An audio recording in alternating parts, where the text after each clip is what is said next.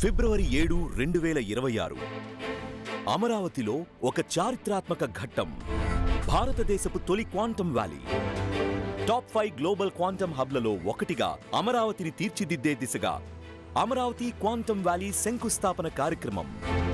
90 లక్షల square feet విస్తీర్ణంతో సుమారు 88,000 మందికి ఉపాధి అవకాశాలు కల్పించేలా రూపుదిద్దుకోనున్న విశాలమైన ప్రతీకాత్మక ఐకానిక్ ఆధునిక భవనం. 133 క్యూబిట్స్ సామర్థ్యంతో IBM క్వాంటమ్ సిస్టమ్ 2 ప్రపంచపు తొలి క్వాంటమ్ బయో ఫౌండరీ, స్టార్టప్లకు open Q chip ion test bed and incubation centre, భారతదేశపు తొలి క్వాంటమ్ రిఫరెన్స్ సౌకర్య కేంద్రం మరియు అత్యాధునిక క్వాంటమ్ సేఫ్ సొల్యూషన్స్ ప్రధాన కార్యాలయం.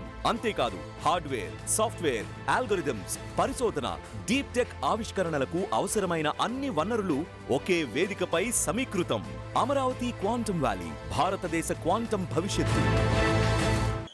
ఇప్పుడు మనం అందరం ఉన్నాం, ఎవడో ఒకళ్ళు లేస్తారు. అదే మరి ఇప్పుడంతా ఒకప్పుడు నాకు తీవ్రవాదులు ఉండేవాళ్ళు, మీరు చూసుంటారు. కడాన తీవ్రవాదుల పైన పోరాడాను.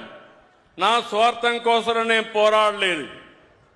ఆ రోజు హైదరాబాద్ చుట్టుపక్కలంతా తీవ్రవాదులుంటే తీవ్రవాదుల సమస్య వల్ల హైదరాబాద్ కూడా అభివృద్ధి కాదు. ఆ రోజు నేను పోరాడి మీరు చేసింది తప్పంటే, మీరు కూడా జనజీవన స్రవంతికి రమ్మంటే ఆ రోజు నా మీద తిరుగుబాటు చేసి కడాన తిరుపతిలో మీరు చూసుంటారు 24 క్లేమోర్ మైన్స్ నా మీద బ్లాస్ట్ చేసి సాక్షాత్ వెంకటేశ్వర స్వామి దిగొచ్చి నన్ను కాపాడాడు తప్ప లేకపోతే బతికే అవకాశమే లేదు. అది నా భక్తి, అది నా కమిట్మెంట్ కూడా. మనందరికీ కొండే వాళ్ళందరికీ ముస్లింస్ అంత సోదరులు ఉన్నారు. వాళ్ళు ఎప్పటికప్పుడు మక్కాకి వెళ్తారు, మసీదుకి వెళ్తారు. హిందువులంతా దేవాలయాలకు వెళ్తాం, వెంకటేశ్వర స్వామి దగ్గరికి వెళ్తాం. అవునా కాదా అని అడుగుతున్నా. అవునండి, చేతుల పైకెత్తండి. అలాంటి వెంకటేశ్వర స్వామికి అపవిత్రత చేసే పరిస్థితి వస్తే మీరు సహిస్తారా తమ్ముళ్ళు అని అడుగుతున్నా. సహిస్తారా అని అడుగుతున్నా. 5 సంవత్సరాలు కల్తీ అయిన గీ బాధేస్తుంది. అలాంటి గీ తీసుకొచ్చారు, మామూలు కెమికల్స్ తో తయారు చేశారు. పేపర్లో వస్తే నాకే ఆశ్చర్యం వస్తా ఉంది. ఎలాంటి కెమికల్స్ అంటే మన బాత్రూముల్లో వేసి క్లీన్ చేసే కెమికల్ని గీలో వేసి దాన్ని మళ్ళీ లడ్డు చేసి మనం తినే పరిస్థితికి వచ్చామని వస్తున్నాయి. శ్రీశైలంలో కూడా కల్తీ జరిగిందని. కెమికల్స్ 2 ఉన్నాయి.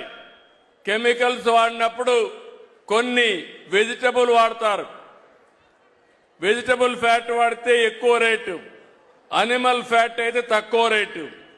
అది కూడా కలిపారని NDDB రిపోర్ట్ ఇచ్చే పరిస్థితికి వచ్చింది.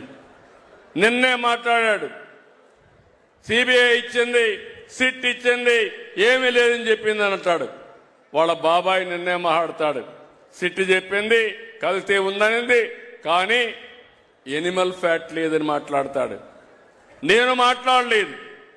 నేను ఎందుకంటే ఒక భక్తుడిగా చెప్తున్నా, నేను కూడా మాట్లాడకూడదు. వెంకటేశ్వర స్వామి పవిత్రత కోసం అని ఆలోచించాను. కానీ మీరందరూ చూశారు వివేకానంద రెడ్డిది. వివేకానంద రెడ్డి బాబాయిని చంపి నెక్స్ట్ డే నా చేతిలో కత్తి పెట్టి నారాసుర రక్త చరిత్రను పెట్టారా లేదా తమ్ముళ్ళు అని అడుగుతున్నా. పెట్టారా లేదా? ఇప్పుడు కూడా నేను గమ్మునుంటే రేపో ఎల్లుండో అప్పుడే స్టార్ట్ చేశారు. నన్ను అపాలజీ చెప్పమంటారు. నేనేం చెప్పాలి? నేను తప్పు చేశానని నేను అపాలజీ చెప్పాలి. దేనికోసం? నేను ఆ రోజు ఒక రిపోర్ట్ చూశాను. ఆ రిపోర్ట్లో అనిమల్ ఫ్యాట్ ఉందని చెప్పారు. అది కూడా NDDB కాఫ్ రిపోర్ట్ చెప్పారు. నేను ఆ విషయమే చెప్పాను.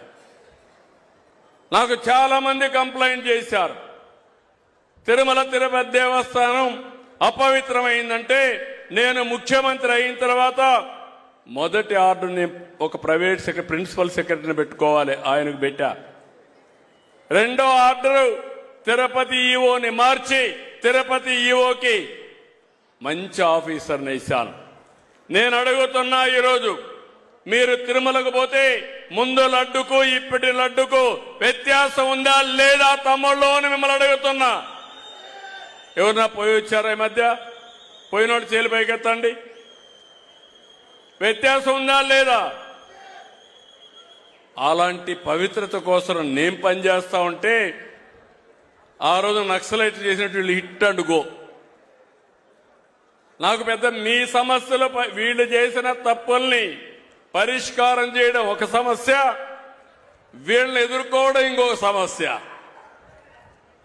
వీళ్ళు పని చేయరు, తప్పుంటే చెప్పరు, సద్విమర్శ చేస్తే నేను కరెక్ట్ చేసుకుంటా, అది చేయరు.